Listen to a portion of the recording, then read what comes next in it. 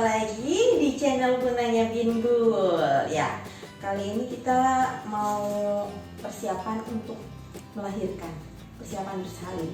Nah, apa aja yang harus disiapkan sebelum kita sampai ke klinik? Tapi jangan lupa untuk like dan subscribe-nya dulu, dan jangan lupa untuk komen di bawah ini.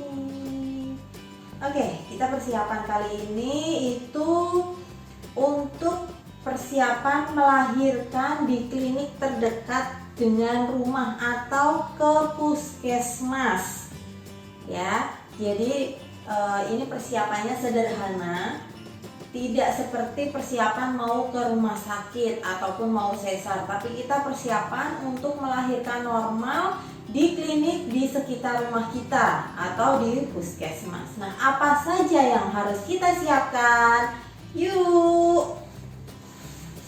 Nah, untuk yang pertama itu yang kita siapkan adalah tasnya. Tas ini, jadi semua barang-barang ini nanti akan masuk ke dalam satu tas. Ya, ini tasnya. Kemudian ada yang penting lagi, yaitu buku pink, karena setiap ibu hamil pasti mempunyai yang namanya buku pink. Segini. Oke, jadi buku pink ini wajib dan harus dibawa. Kenapa? Karena di sini semua akan ada riwayat si ibu atau si ibu yang akan melahirkan dari awal kehamilan sampai akhir kehamilannya. Ya, jangan lupa untuk disertakan dokumennya. Untuk yang di buku pink ini cukup kita membawa fotokopinya saja. Untuk dokumen aslinya kita titipkan pada suami kita. Nah, yang penting adalah fotokopi kakak. Kemudian ada fotokopi surat nikah. Kemudian ada fotokopi KTP suami istri. Dan kalau memang punya fotokopi KTP suami istri. Kemudian kalau memang punya fotokopi dari asuransi kesehatan atau kartu Indonesia Sehatnya. Nah, kalau untuk kartu Indonesia Sehat ini boleh kita sertakan di dalam buku pinknya. Nanti kita masukkan ke dalam plastik, kita jetrek di buku paling belakang. Jadi kita tidak akan terselip lagi untuk dokumennya. Bagaimana nanti caranya, nanti saya akan tunjukkan ya.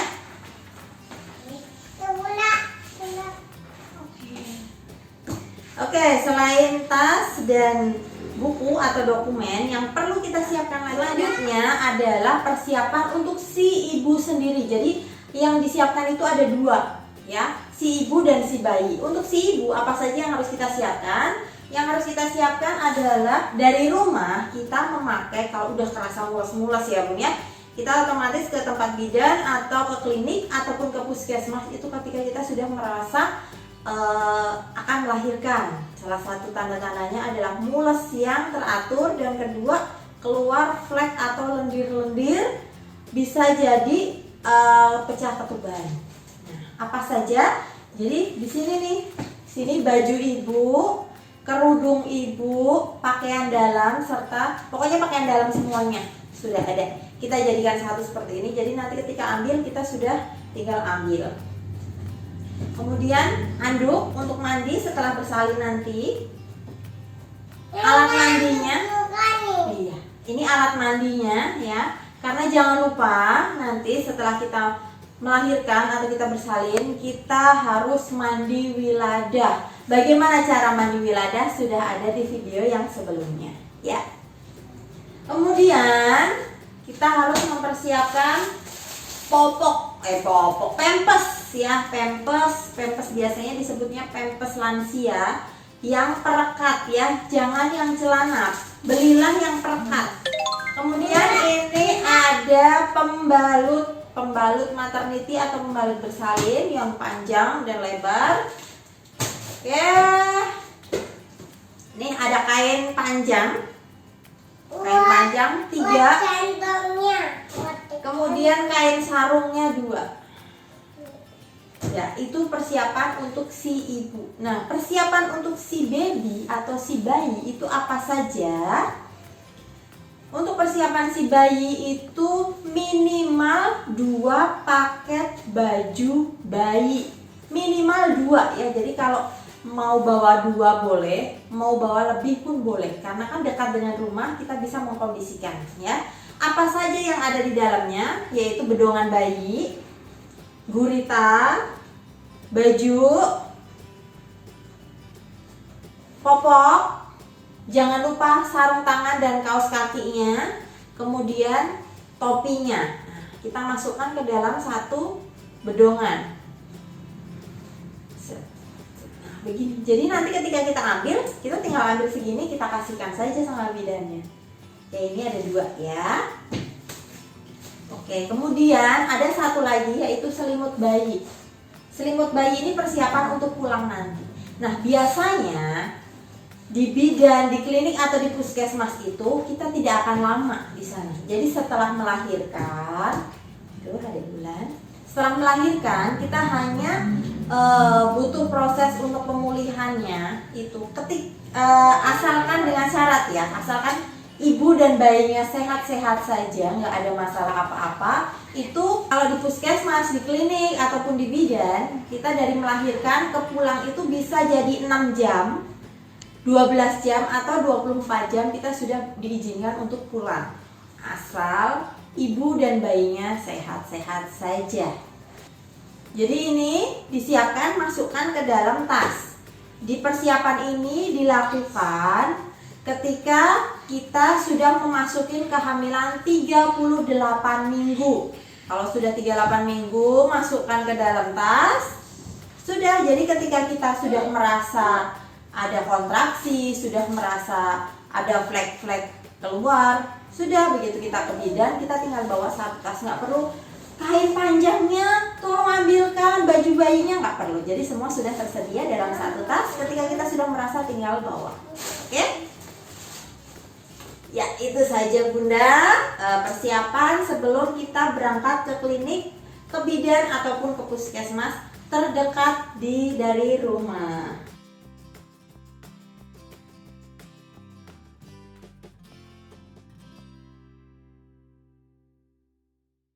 Persiapan melahirkan di rumah sakit, di mana rumah sakit itu jauh dari rumah kita. Jadi persiapannya harus lebih matang, harus lebih siap lagi, dan harus lebih lengkap. Nah, apa saja yang harus kita bawa ketika kita persiapan mau melahirkan di rumah sakit, baik normal ataupun sesar ya. Yang pertama kali harus kita siapkan adalah tas. Ya, tas ini yang akan ngangkut semua nanti barang-barang kita. Kemudian, jadi yang kita persiapkan adalah 3. Persiapan ibu, persiapan bayi, dan persiapan si bapak. Karena kan bapak nanti yang akan nunggu. Nah, untuk di rumah sakit, ketika kita sesar atau si ibu itu sesar, itu paling tidak minimal itu 2 kali 24 jam. Atau 3 kali 24 jam. Dengan catatan si ibu sehat-sehat saja. Kalau misalkan ada gangguan ya itu akan nanti lebih lama lagi ya. Jadi 3 kali 24 jam. Jadi persiapan kita harus lebih matang, lebih siap dan lebih lengkap. Yuk kita mulai dari persiapan si bapak dulu ya, yang lebih gampang. Kita siapkan, ini bajunya bapak sudah ada di dalam sini. Jadi nanti ketika bapak mau mandi itu sudah ada di dalam tas kecil. Kita siapkan, ini persiapan baju bapak termasuk baju, celana, pakaian dalamnya ya. Kemudian ada untuk alat-alat mandinya. Jangan lupa kita sertakan sampo, sabun, dan pasta giginya ya. Kemudian persiapan si baby. Nah, persiapan si baby ini akan jauh lebih banyak ya. Kita minimal itu membawa 6 pasang minimal ya. Jadi lebih pun boleh. Nah, apa saja yang harus disiapkan dalam satu bedongan? Nih, di sini ada jelas bedongannya. Kemudian popoknya, gurita. Terkadang masih pakai dan tidak ya, karena untuk gurita ini tidak wajib, cuman kita masukkan saja. Kemudian baju, sarung tangan atau kaos kakinya, dan topinya. Jangan lupa selalu dipakaikan topi. Ya, kita masukkan atau kita ringkas dalam satu bedongan. Jadi minimal 6. Ya, ini kalau memang diperlukan atau dibutuhkan boleh menyiapkan pampers baby newborn ya. Yang baby newborn boleh. Selanjutnya yang kita siapkan lagi adalah selimut bayi, persiapan untuk pulang nanti ya. Kita tetap harus menyiapkan. Oke, kemudian persiapan untuk si ibunya. Ini yang memang lebih banyak ya. Untuk ibu sendiri kita siapkan baju gantinya minimal 3 pasang, minimal 3. Kita sudah masukkan ke dalam satu lipatan baju. Kalau memang berhijab boleh sekalian hijabnya, baju dalamnya semua sudah satu paket ini. Kemudian anduk, jangan lupa. Nah, ini yang wajib nih, kain sarung. Kain sarung ini boleh 3. Kemudian kain panjang.